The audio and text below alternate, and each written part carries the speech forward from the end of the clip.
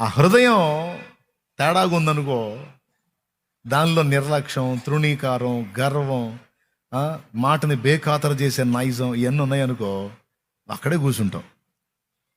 ఎక్కడ వేసిన గొంగళ ఆడే ఉంటుంది. అది కానీ సరైన రీతిలో క్రమంగా ఉందనుకో, దాని మెట్టు వేరుగా ఉంటుంది.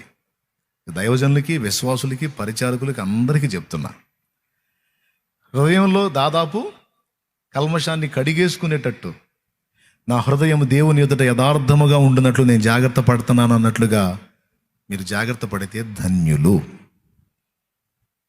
అలాంటి హృదయం గల వారిని ఒంటరిగా వాళ్ళ వరకే కాదు, అలాంటి హృదయం గల వారి తరములను నా దేవుడు ఆశీర్వదిస్తాడు. వారి తరువాత వారి సంతతిని కూడా నా తండ్రి ఆశీర్వదిస్తాడు. వారి సేవకుడైతే వారి సేవను దేవుడు ముందుకు తీసుకెళ్తాడు.